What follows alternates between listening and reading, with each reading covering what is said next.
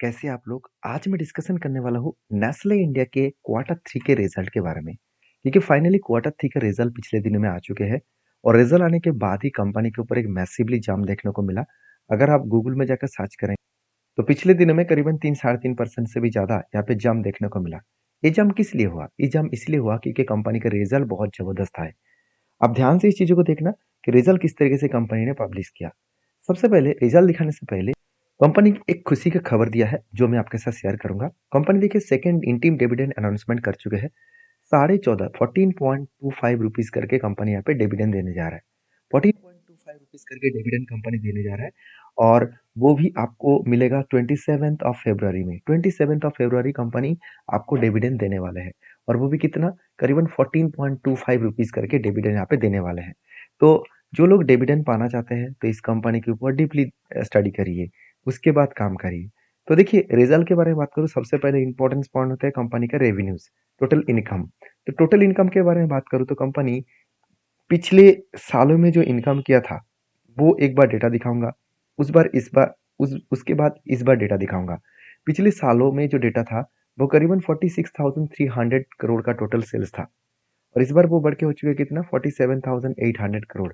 Sorry एक बार मैं देख लेता हूँ, एक करोड़ों में है कि लाखों में है, सॉरी मिलियन में है, सॉरी माफी चाहता हूँ। तो करोड़ नहीं होगा, मिलियन होगा। तो मिलियन का मतलब एक अमाउंट यहाँ पे काट दिया जाएगा।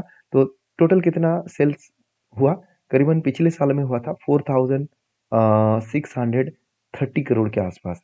और पिछले सालों में कितना था, पिछले सालों में था 4,784 करोड़ के आसपास। तो सीधा सीधा कहूँ कंपनी का सेल्स जो है, रेवेन्यू जो है वो थोड़ा सा बढ़ता हुआ देखने को मिले। दिक्कत कहाँ पे हुआ, दिक्कत हुआ पिछले बार जो क्वार्टर का रिजल्ट था वो 5,110 करोड़ के आसपास था। मतलब पिछले क्वार्टर्स में बहुत शानदार कंपनी रेवेन्यू जनरेट किया था, जो इस बार उसको बीट नहीं कर पाया।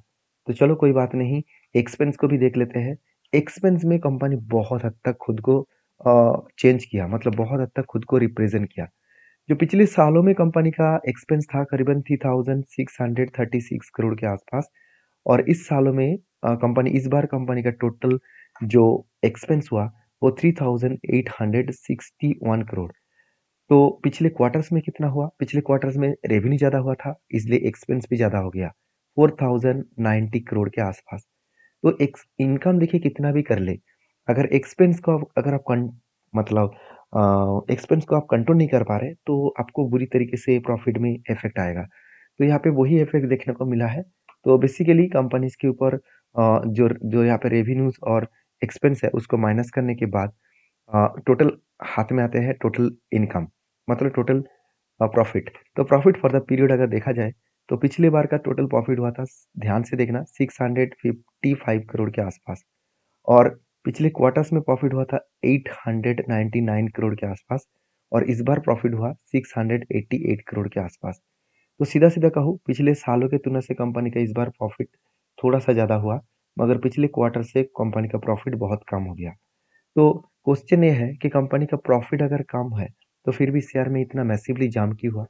क्योंकि देखा जाए तो जिस तरीके से एक्सपेक्टेशन किया जा रहा था इस बार कि एफएमसीजी कंपनीज के ऊपर बुरी हालत स्टार्ट हो चुके हैं, एफएमसीजी सारे कंपनीज में लगातार सेलिंग और प्रॉफिट कम हो रहा है, तो उस जगह पे company year of year basis को बीट किया, यही एक पॉजिटिव पॉइंट है।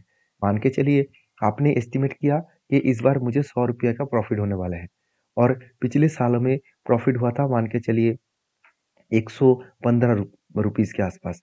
तो आप तो आशा कर रहे थे कि इस बार पिछले सालों से कम प्रॉफिट होगा, मगर हुआ कुछ ऐसा, इस बार आपका प्रॉफिट हो गया 120 करोड़। तो आपने जो एक एक्सपेक्टेशन किया था पिछले सालों की तुलना से ज़्यादा प्रॉफिट हो गया। तो यही एक कारण की वजह से शेयर में एक मैसिवली जंप देखने को मिला। अभी अर्निंग पर शेयर के बारे में बात करें तो 6.80 से 7.14 बने, जो पिछले क्वार्टर्स में 9.33 करोड़ था, सॉरी 9.33 रुपीस था।